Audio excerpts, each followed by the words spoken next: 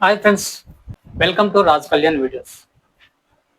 ఈరోజు మీ ముందుకు ఒక రియల్ లవ్ స్టోరీ గురించి తెలియజేద్దామని వచ్చాను. ఇది ఒక దగ్గర నిజమైన స్టోరీ. ఇది ఒక దగ్గర జరిగింది. దాని గురించి మీకు ఒక స్టోరీ రూపంలో చెప్పాలని చెప్పి వచ్చాను. ఓకేనా ఫ్రెండ్స్?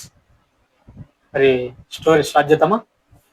స్టోరీ పేరు వచ్చేసి ఒక్క క్షణం గుండె ఆగిపోయింది. ఒక క్షణం గుండె ఆగిపోయింది. It's true love story. ఇది ఒక నిజమైన ప్రేమ కథ.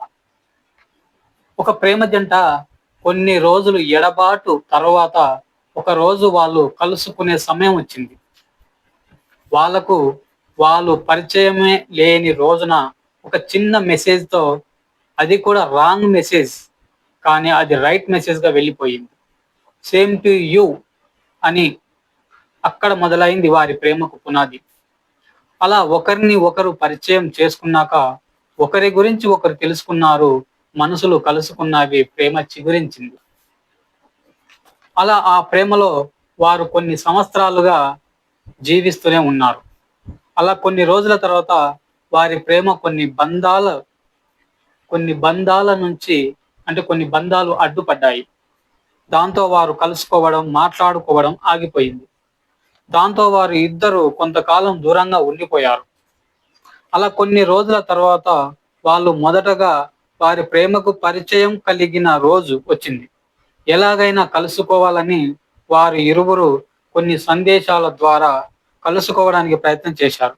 ఆ రోజు రానే వచ్చింది.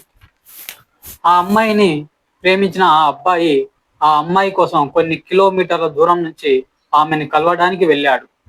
ఆమె ఉన్న సిటీకి చేరుకున్నాడు. ఆ అమ్మాయి కూడా అబ్బాయిని కలవడానికి ఇంటి నుంచి బయలుదేరింది. అబ్బాయి సిటీకి వచ్చి నేను వచ్చాను అని అమ్మాయికి సందేశం పంపించాడు. తాను కూడా నేను వస్తున్నాను అని సందేశం పంపించింది. వారి ఇరువురు కలిసి బస్సులో వెళ్ళాలి అని అనుకుంటారు. అంటే బస్సులో ఎక్కడికి వెళ్ళాలి అంటే వారు ప్రేమలో ఉన్నప్పుడు కలుసుకునే ప్రదేశానికి వెళ్ళాలని నిర్ణయించుకున్నారు. కానీ బస్ స్టాప్ కు అమ్మాయి ఇంటి నుంచి ఎవరో వచ్చినారు బస్ ఎక్కించడానికి. అబ్బాయి వారు వెళ్ళే వరకు వెయిట్ చేశాడు. ఆ టైంలో అబ్బాయి అమ్మాయి కోసం తెచ్చిన గిఫ్ట్ మర్చిపోతాడు షాప్ లో. ఆ గిఫ్ట్ తీసుకురావడానికి షాప్ దగ్గరికి వెళ్ళి గిఫ్ట్ తీసుకొని వచ్చే టైంలో బస్సు ఆ టైంకే బయలుదేరి వెళ్ళిపోతూ ఉంటది. అమ్మాయి ఇంకా బస్సు ఎక్కడానికి రాలేదని చెప్పి టెన్షన్ పడుతూ అమ్మాయి అబ్బాయికి కాల్ చేస్తుంటది. అబ్బాయి కాల్ లిఫ్ట్ చేయకుండా ఆ గిఫ్ట్ తీసుకొని పరిగెడుతూ వస్తాడు. కానీ అంతలోనే బస్సు చాలా దూరం బయలుదేరి వెళ్ళిపోతుంటది. అది చూసి అబ్బాయి ఒక్కసారిగా అబ్బాయి మనసులో ఉన్న గుండె ఒక్క క్షణం ఆగిపోయింది. ఇప్పుడు నేనేం చేయాలి, అసలు ఆ బస్సును ఇప్పుడు ఎలా నేను క్యాచ్ చేయాలి అని అనుకునే టైంలో పక్కనే ఒక అతను బైక్ స్టార్ట్ చేస్తుంటాడు. వెంటనే అతని దగ్గరికి వెళ్ళి ప్లీజ్ ప్లీజ్ నేను అర్జెంటుగా ఆ బస్సు ఎక్కాలి, అర్జెంటుగా వేరే ఊరు వెళ్తున్నాను, ఆ బస్సు మిస్ అయింది, కొంచెం కాస్త లిఫ్ట్ ఇచ్చి ఆ బస్సును ఆ ఫాలో చేసి ఆ బస్సు ఎక్కించరా అంటే అతను ఎలాంటి క్వశ్చన్ వేయకుండా అతను సరే ఎక్కండి అని చెప్పి ఎక్కించుకొని బైక్ ను స్టార్ట్ చేసి ఆ బస్సును ఫాలో చేస్తాడు. ఆ బస్సును ఫాలో చేసి ఆ బస్సు కంటే ముందు వెళ్ళి బైక్ ఆపి ఆ బస్సును ఆపిన తర్వాత అతను దిగి అతనికి హగ్ ఇచ్చి చాలా థ్యాంక్స్ మీరు నాకు ఈ హెల్ప్ చేసినందుకు అని చెప్పి పరిగెత్తుకుంటూ వచ్చి బస్సు ఎక్కుతాడు.